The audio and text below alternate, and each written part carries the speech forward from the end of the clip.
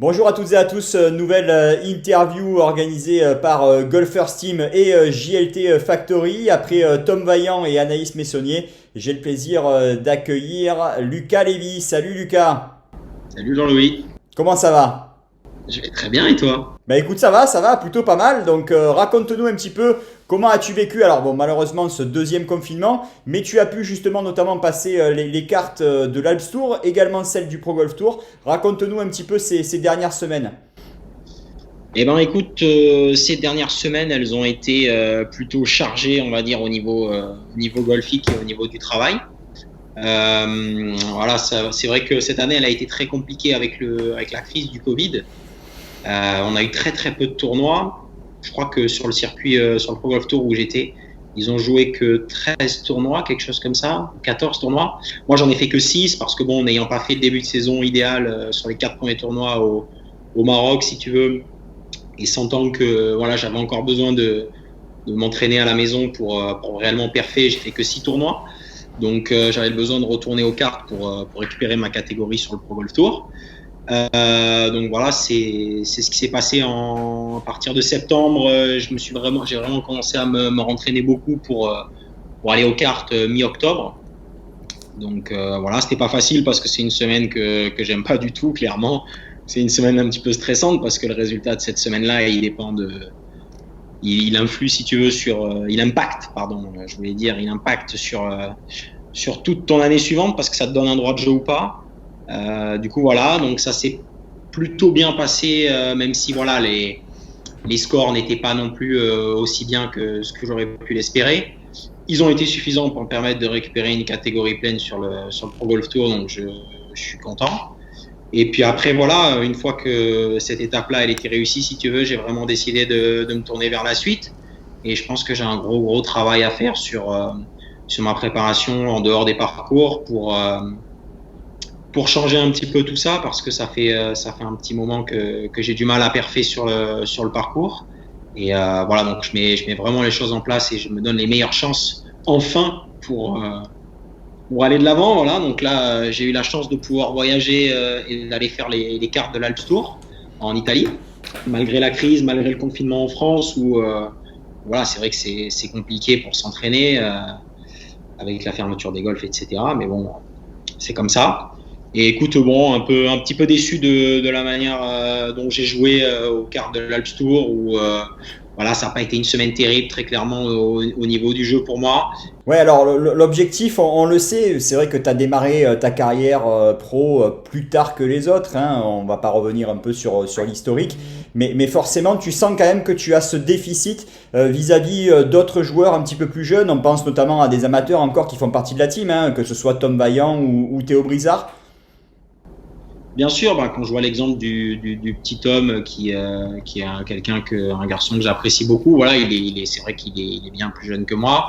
Euh, pour autant, je pense qu'il a beaucoup plus d'expérience et voilà, c'est quelque chose que je regrette. Plus jeune, j'avais pas l'attrait pour le golf, c'est venu un petit peu tard.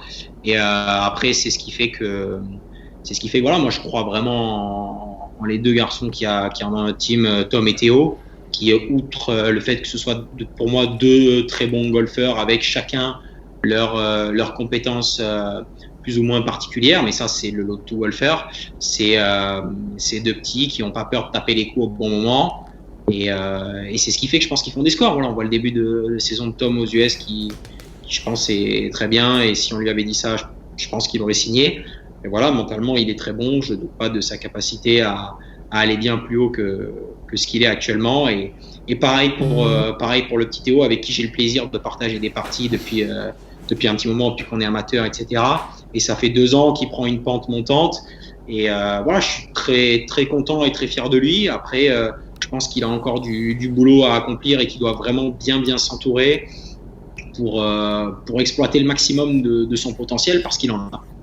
Oui, alors l'objectif aussi, c'est que Lucas, toi, tu es conscient justement alors on va pas appeler ça des lacunes, mais de ce choix de carrière forcément que tu as fait sur le tard. Et justement, tu as envie de progresser encore et de voir un peu si tu peux avoir ta place sur les 2 3 prochaines années, que ce soit sur le Pro Golf Tour ou sur des circuits satellites, pourquoi pas espérer plus haut. Mais tu es déjà aussi de te projeter sur l'après. Raconte-nous un petit peu justement ce que tu envisages de faire. Oui, exactement. A priori, je devrais avoir la possibilité de rentrer en formation pour avoir mon diplôme d'enseignant fin 2021. Donc voilà, c'est moi l'enseignement, c'est quelque chose qui me plaît parce que tout simplement j'aime le golf. Après, j'envisage l'enseignement sous une forme un peu plus élitiste entre guillemets, encadrer des jeunes comme, je vais reprendre l'exemple de notre team puisqu'on y était, Tom et Théo. Voilà, pour moi, ce serait quelque chose que j'adorerais éventuellement dans un futur en tant que coach ou en tant que assistant coach. J'en sais rien actuellement si tu veux où je vais, mais voilà, c'est des possibilités qui me plaisent. Et voilà, j'aimerais bien un peu commencer par, si tu veux, relayer certains bons coachs qui, je pense, n'ont malheureusement pas la possibilité de voir leurs joueurs évoluer sur les parcours et sur leur tournoi, de par leur disponibilité réduite au vu des agendas chargés qu'ils ont. Et puis voilà, moi, ça me permettrait d'apprendre de la meilleure des manières auprès de certains très bons coachs en France et avoir surtout des joueurs et des cas qui sont très intéressants et très stimulants quand on est un jeune enseignant, je pense. Ouais, alors justement, tu as l'occasion et tu as la chance de t'entraîner avec Alain Albertini, qui coach également Théo Brizard, hein, pas seulement, il coach beaucoup de joueurs et de joueuses à un très très haut niveau. Est-ce que tu as eu l'occasion justement d'en parler avec Alain de cette après-carrière? Pour le moment, voilà, c'est encore à l'ébauche de projet, donc je lui en ai vaguement parlé et voilà, lui m'a dit que ce serait sûrement avec plaisir qu'il accepterait, si tu veux, que je me entre guillemets fasse mes armes à ses côtés, parce que je pense qu'Alain c'est quelqu'un de très compétent. Il y a qu'à voir les résultats de ses joueurs et la manière dont on joue la plupart de ces bons amateurs ou ces jeunes pros. Voilà, moi ce serait un plaisir d'apprendre d'Alain, qui je pense est pour moi un des plus qualifiés techniquement parlant sur ce monde de golf en France. Donc moi ça me flatterait bien et ça me motiverait beaucoup de pouvoir le relayer avec certains joueurs. S'ils acceptent, ce serait un honneur et un plaisir.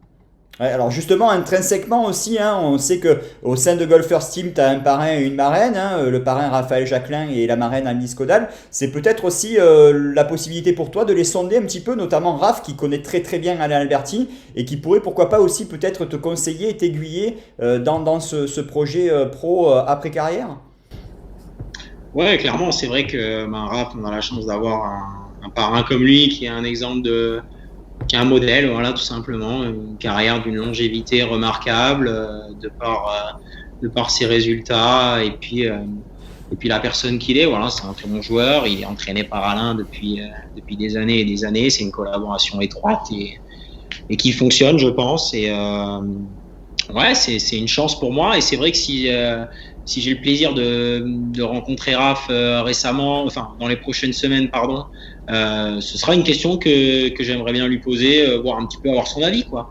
Parce que c'est vrai que voilà, l'expérience de Raph, elle est non négligeable et voilà, on remet pas forcément en question ce qui sort de la bouche d'un joueur qualifié comme lui. Donc c'est une chance et je manquerai pas de lui poser la question.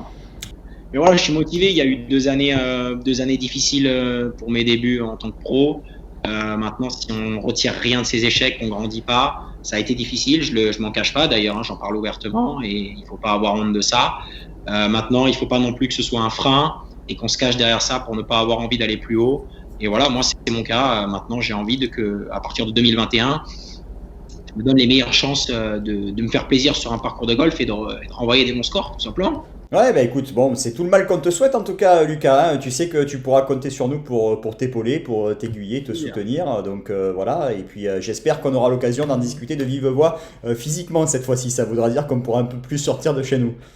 Ah, moi aussi, vous me manquez tous là. J'ai envie de vous taquiner autour d'un parcours de golf. Ouais, enfin, pour moi, ça va être beaucoup plus simple, tu le sais, mais bon, après, c'est sûr que pour Théo et pour Tom, il faudra que tu t'entraînes un petit peu, quoi. Bon, écoute, en tout cas, merci beaucoup, Lucas, et plein de bonnes choses pour la suite pour toi, et à très bientôt, j'espère. C'est gentil. Merci à toi et merci à toute l'équipe pour le travail que vous faites et merci à tous. Ouais, je t'en prie, avec grand plaisir. À bientôt, Lucas. Salut. Ciao.